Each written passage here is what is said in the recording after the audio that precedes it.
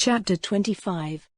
And the Lord said to Moses, Say to the children of Israel that they are to make me an offering, from every man who has the impulse in his heart take an offering for me. And this is the offering you are to take from them, gold and silver and brass, and blue and purple and red, and the best linen, and goat's hair, and sheepskins colored red, and leather, and hard wood, oil for the light, spices for the sweet-smelling oil, sweet perfumes for burning, beryls and stones of value to be put on the ephod and on the priest's bag. And let them make me a holy place, so that I may be ever present among them. Make the house and everything in it from the designs which I will give you. And they are to make an ark of hard wood, 2.5 cubits long, and 1.5 cubits wide and high. It is to be plated inside and out with the best gold, with an edge of gold all round it, and make 4 rings of gold for it, to be fixed on its 4 feet, 2 rings on one side of it and 2 on the other. And make rods of the same wood, plating them with gold, and put the rods through the rings at the sides of the ark, for lifting it.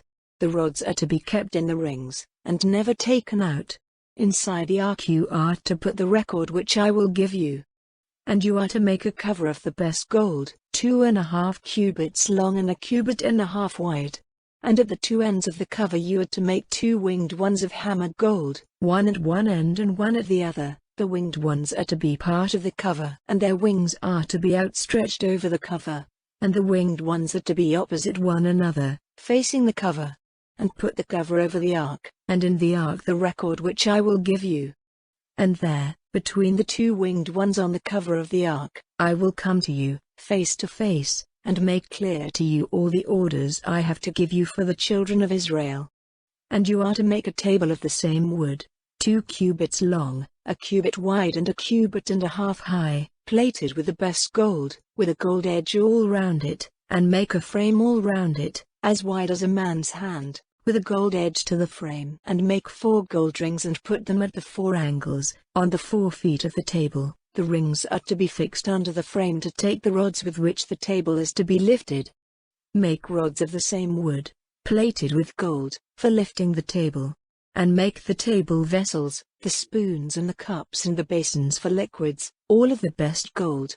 And on the table at all times you are to keep my holy bread.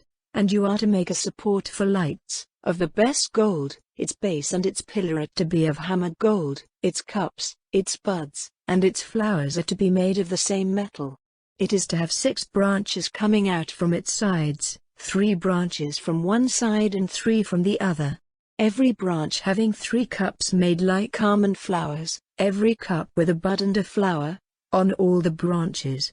And on the pillar, 4 cups like almond flowers, every one with its bud and its flower, and under every 2 branches a bud, made with the branch, for all the 6 branches of it. The buds and the branches are to be made of the same metal, altogether one complete work of hammered gold.